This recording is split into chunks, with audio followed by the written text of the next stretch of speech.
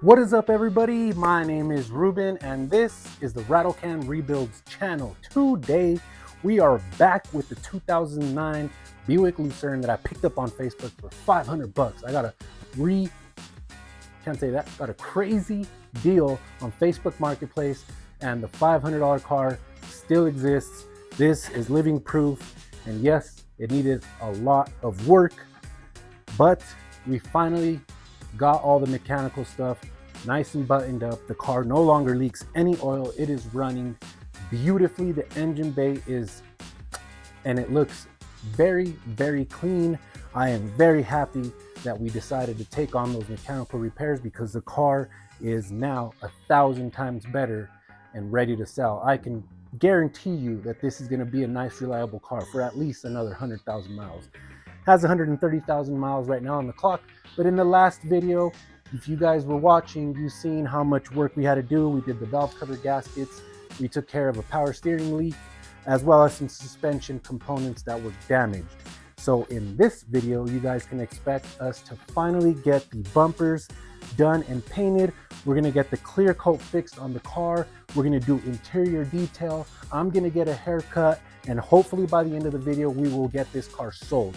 And as well, at the end, we are gonna go through the whole list of everything that I spent and invested on the car, and we'll see how much money I made and if you can really make a living buying $500 cars on Facebook Marketplace. All right, I'm excited. Let's get to it. So we're gonna start on this rear bumper that I got at the wrecking yard. If you notice, I had to swap out that bottom valence because the car has dual exhaust. This bumper came with this one, which had a single exit exhaust cut out on the valence, so I had to swap it over. It was kind of difficult, but we got it done. Then I proceeded to start sanding the bumpers. This front one, as you guys know, was pretty damaged, but I was able to repair it. In the last video, I showed you guys the plastic welding that I did, and it turned out great. So we were sanding it down, getting it ready for Bondo. After I applied the Bondo, I gave it a good sand, and it was looking a lot better. Now, one problem I did have is the Bondo that you can buy at the auto parts store isn't really that good quality, and I didn't know that there was actually better options out there. So now that I've done my research on future jobs, I will be buying some better top quality Bondo, because this one kind of sucks, honestly. It doesn't go on as smooth as others. The reason why I decided to sand the whole bumper is you see those cracks there? The entire bumper was riddled with these cracks, and I'm assuming it was from the cheap Bondo someone else had used to repair it. Now, body work isn't one of my favorite things to do, and when I say there was hours upon hours of sanding, I really mean it. When you want to do something and you want to do it properly, especially with body work, you have to do a lot of prep work. And make sure that you do it correctly. Take your time and be patient. The more prep work you do and the more time you put into it, the better it comes out. Remember, we still have to spray the entire top half of the car with clear coat because the clear coat on it is completely faded. But let me show you what it's going to look like so you can see that this still can be saved. And there's the spot that I literally just went not thick at all, very, very light, and it looks good. So I know for a fact, once we get 2 good layers of clear coat on this and we wet sand, buff, and polish, the entire car is going to look great. So here I am masking off the repairs I did to the rear quarter panel. There was a couple of dents that I fixed with body filler, and I added some primer. So I was gonna paint it and try and blend it in. Ended up running into some issues, as this guy will explain further. And essentially, that's kind of like how the setup is. You see how this paper is curled over, so it does not create a hard line, and it goes pretty far back. And this will just protect any overspray from getting on the rest of the car. But when I go to spray this, I don't have to worry about there being a hard line here. And then when I go to wet sand, buff, and polish, hopefully it'll all blend in pretty well. The paint that I got is absolutely not even close by a long shot. So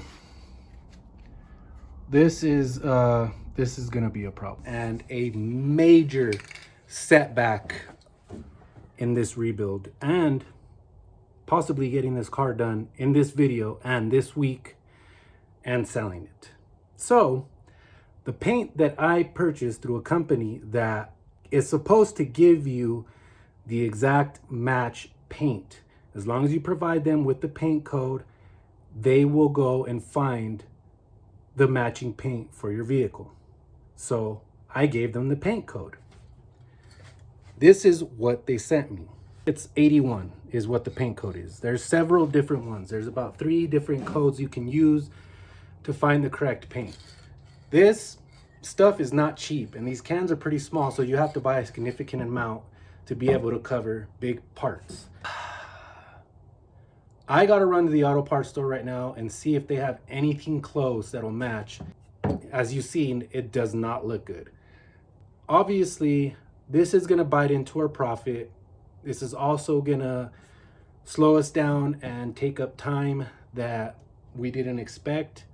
But this is the kind of stuff that you run into when flipping cars and rattle can rebuilding. We're just gonna go with the flow, roll with the punches, and we're gonna fix this issue. I'm not worried. We're still in this. We can still make some money. Let's go find a solution so we can take care of this paint. And that solution was found at my local Walmart. It was a dark walnut satin finish. Didn't have any metal flake in it, so it didn't look exactly the same, but the tint was pretty damn spot on, and I was happy with how it turned out. And I had ran out of some gray primer, so I had white primer lying around, and that's what we covered the front bumper with. But we were moving right along, and it was time to get to that rear bumper. All right, I'm getting ready to install the parking sensors. And I wanted to show you guys something really quick, and I don't want to bore you guys too much with this install, but this bumper obviously did not come with the rear parking sensors. And these brackets that house the control modules came off of the old one. And I took them off when I went to throw it in the garbage, because I knew I was going to need these. So they actually fit right in place, and I'm going to have to bolt them. They were riveted on the old one. For these, I was worried that I was gonna have to do all the measuring and lining up, and it was gonna be pretty hard. If you look right here, you can see the outline. There's a square right there, and these bumpers are pre-marked from the factory with the actual location of where the sensors would go if this car was optioned with it. That is freaking amazing. That takes so much headache out of doing this. I thought that was cool. We just wanted to share that with you guys. Now I'm going to go to installing these, and then we're going to throw the bumpers on the car, and I will show you guys what it looks like. Harbor Freight was having their spring Black Friday sale, is what they call it. They had this rivet gun on sale for 14 bucks, so decided to give it a try. Whoa. The front end of the car is coming together beautifully, and I am just amazed at the way the paint matches. It's not perfect because it doesn't have flake in it, but the color and the tint of it is a really good match. Now, I did spray clear coat on the hood already, the roof, the pillars, and the trunk. So I am in the process of wet sanding and then polishing, but I do need one more coat, I think, of clear. As you can see here, this is like the 3rd layer of clear coat. This has 2 layers. So after the 3rd layer of clear coat, we can wet sand, and then we can buff and polish. And let me show you what it turns out like after it's been wet sanded, buffed, and polished. For headlight restoration, I went with this Turtle Wax Speed Headlight Lens Restorer Kit. Comes with the polish, 1 little sanding pad, and then 2 ceramic acrylic wipes. The kit says to use this polishing compound to try and get the headlight clear, and then you can apply the ceramic acrylic coating and get clarity instead of having to wet sand. So we're going to try this first and see how clear we can get it, and if it's still kind of hazy and cloudy, we'll jump to the wet sanding method.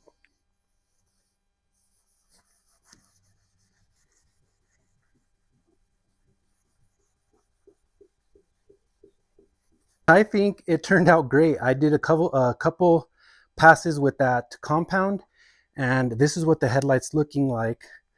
And it looks like it still has its protective coating on it. It was just a little oxidized. Look at the difference. So there's that one, and there's the untreated one. All right, guys, so we just finished with the clear coating. I finally put the last coat of clear coat all on the panels that were faded. They look kind of funny, okay? Yes, I will admit that. But after wet sand and polish, all of that tiger striping will go away and it'll be one even coat, and then we'll buff and polish and it'll be like glass, smooth as glass. But already you can see the shine on it. It didn't have that before. And this is the panel that I already semi buffed and polished, and it came out really good. It looks very shiny and you can't even see the difference in the paint. First thing I like to do when we're talking about detailing the interior of a car is to try and get as much stuff out of the way as I can, so I can go ahead and vacuum up all the trash and garbage that's in here. So I'm going to get the carpets out, and I'm definitely pulling out the seats. So I'm going to pull out the 2 front seats, the rear seat as well. And then we're going to pop off some of these plastics, pretty much as many as we can, so that way we can get them really nice and clean. Vacuum underneath as many of those panels as we can, so we can get a top-notch detail on this car. First, easy and simple, we'll get these mats out of the way, and these things are disgusting. Look at that. Wow. And then next, we're going to want to pop these plastics off and get yourself a good plastic trim removal tool. And these plastics come off fairly easy. If they've never been removed like these, sometimes they'll be a little more difficult. And there, now we can get this really nice and clean. To get these seats out, these little plastic panels come out. You just slide them forward and they pop right out. These are really filthy. Look at that. And you'll see there's a lot of garbage underneath that, so that's why we want to get these seats out of the way. I have never seen a car with a 12-volt accessory port on the front of the seat.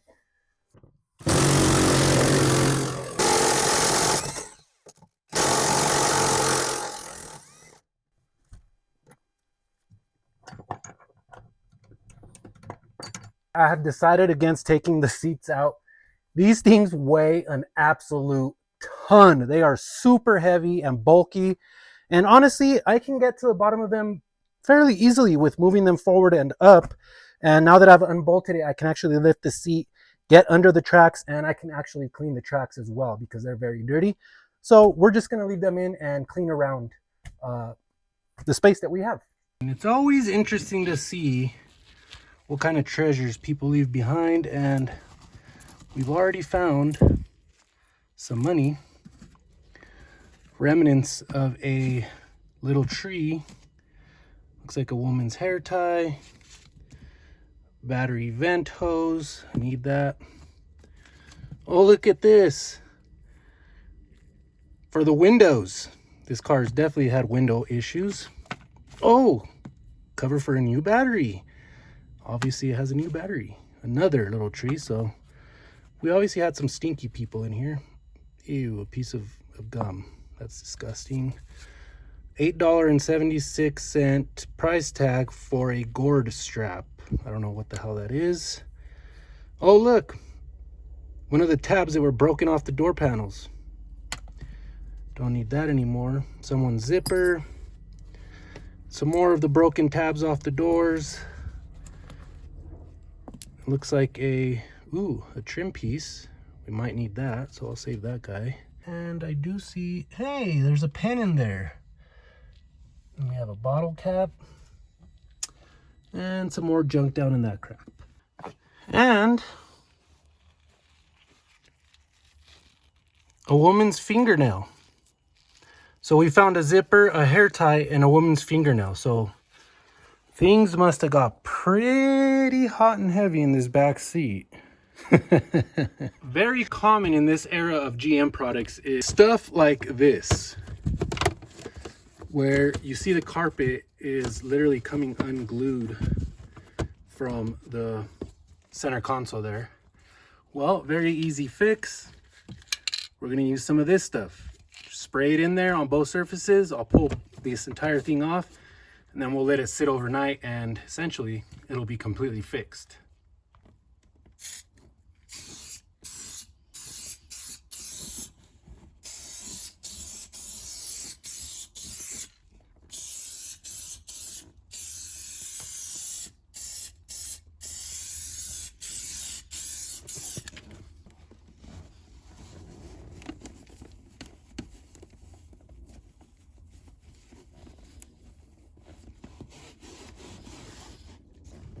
This is all the stuff I got from the passenger side, which was more cooperative with me, albeit a couple of plastic casualties. I only managed to break a few plastic pieces, which we can always just epoxy back in place. The good thing is we were able to recover the pieces and they weren't too bad. Like this one right here, I think it broke off of a different piece. Oh, actually, yes, it's right here. So this little corner here broke off of there, so we can fix that. And we have this one right here as well that broke off. I think it goes in here. After getting all the plastics out, I decided to start vacuuming and extracting some of the carpet in the car. This by far is one of my favorite things to do and makes the biggest difference. All you have to do is buy one of these attachments on Amazon. You spray the seats down or the carpet, saturate them with a cleaning solution, then water, and then extract them out. And I'm telling you, this car really wasn't that dirty, but I've had some cars that were absolutely disgusting, and just by doing this, it makes a huge difference and it cleans the seats very well. So I recommend going and get yourself a little extraction kit. You don't have to spend $1,000 on an extraction vacuum. Just get yourself a good shop vac that has powerful suction and one of those extraction heads, and it makes a huge difference. After we did this, the car smelled beautifully and it got rid of all of the stains in the carpeting and in the seats. After cleaning the suede on the seats, it was time to take care of the leather. I found these leather wipes at Walmart. They were also on sale, so I picked up a little pack of them and they worked really well. On top of cleaning the seats, they also conditioned them, but in some of the areas on these leather seats, the leather was starting to dry and it looked like they hadn't been conditioned in a long time. So I went another step above and added some of my own leather conditioner on top so it could sit overnight. And this is the leather conditioner that I usually use. I used a lot of this on the Mercedes that I sold, and it worked really well. So I recommend using this type of stuff. And what I usually do is after I apply it with a microfiber towel, I'll just rub it in with my hands and let it sit. I won't wipe it off. And then the next day you can polish it with a clean microfiber. I usually get pretty good results. After taking care of the seats, it was my favorite part of this entire detail, and that was cleaning this center console that was absolutely filthy. It was disgusting. Felt really good and really satisfying to finally get it clean. And I will show you guys the before and after shots of this thing. It turned out really good. And this is where you really want to put in a lot of your time, because in the pictures it will show and it will help you sell the car a lot faster. All right, guys, I think we can call the interior done and complete. It is so nice and clean in there. I conditioned those leather seats perfectly. I came back today and they are nice and supple. I am going to give it one final wipe down before I pull it out and take pictures so we can post it online for sale. But right now, as you can see, I am in the process of polishing the car. I'm done wet sanding and I've already done the first polish on the hood with a medium compound. Then we are going to move to a soft pad and a fine compound. That way we can get the nice shine out of the car. Once we are done with that, I am going to give it a clean. We are going to take it out, post pictures. I'm going to show you guys what the completed car looks like. You guys are going to be amazed just as much as I am. This thing turned out so good, and I think I'm going to post it for $5,000. I'm not sure yet. I know I won't get $5,000, but I think that's a good price to start at, and then we can work back from there. We are going to go over the numbers, and then once the car sells, we will tally everything up and see how much profit I made. So it's going to be a few days, obviously, before we get the car sold and I can complete the video. So I will see you guys once the car is 100% done and outside of the shop. There was one more thing I needed to replace, and that was the cabin air filter. It was really dirty. It had a lot of debris in there as well. That was one of the last things that I needed to do. You can see, very dirty, and we got a new one. I even wrote the date on it just so they know when it was replaced last. Let me refresh your guys' memory on what the interior looked like before. It was disgusting. It was dirty, grimy, dusty, trashy. The seats had really bad stains on them. I mean, this layer of dust was just ridiculous. I don't know why somebody would leave their car. Anyways, I don't want to go on a rant. I just wanted to show you guys what it looked like before. Look at that seat. Man, you should have seen the extractor, what it was pulling out of these seats. It was pretty gross. It only took us about an hour and a half of dedicated cleaning, and we got it done. And we went from this nastiness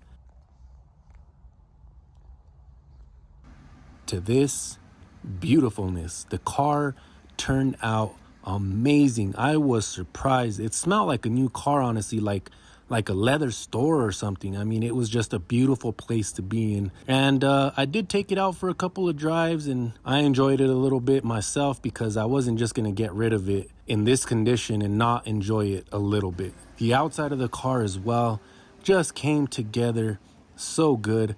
The rear bumper, if you guys remember, was in pieces. It didn't have a grill. I forgot to plug in that headlight, so that was fixed. The car, the paint, the interior, everything looked good. Then it was off to the car wash to spray it down, get it nice and clean for some good pictures, and then test drive. Man, this thing drives so nice. I wish I could keep this car. It is beautiful.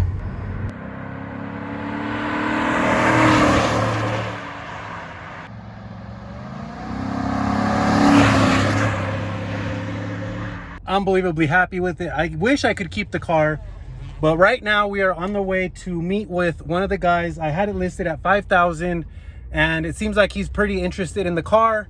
So let's go meet up with the guy and see what happens. I didn't film the entire interaction because that was just kind of weird, but the guy was very happy with the car. We shook on a deal, and he was now the proud owner of this beautiful Lucerne. She's gone. As you see, the car sold. Now, the question that everybody's asking and the thing that everybody wants to know, how much money did I make? So let's go over the numbers. We bought the car for $500. Engine mounts, $28 plus $20. Sway bar links, $15. All the gaskets we bought, $90. The bumper, $33, and I got it for $33 because I had credit at that junkyard. $15 for the grill, $80 for the window regulators, tie rod ends, $30, filters, $30, paint, $180, oil change, $30, and miscellaneous, another $100, and supplies, gas, and all that stuff, bringing our grand total investment of $1,181. I listed the car for $5,000. Me and the guy met at $4,500. I thought it was a fair deal. He was happy. I was happy. The car sold, bringing my total profit to just over $3,000. And that took me about a month, I would say. So 3 weeks of work, probably about 20 hours total of labor. And I made a pretty decent little profit. So now it's time to jump onto our next flip. And it's right over here under this tarp. Let me show you guys what I got. All right, let's see. What do you guys think it is? Here it is. You guys will have to watch next week's video to see what I got. So I hope you stay tuned, and if you're not subscribed, make sure you subscribe. If you like the video, hit that thumbs up button, and I will see you guys in the next video. Peace.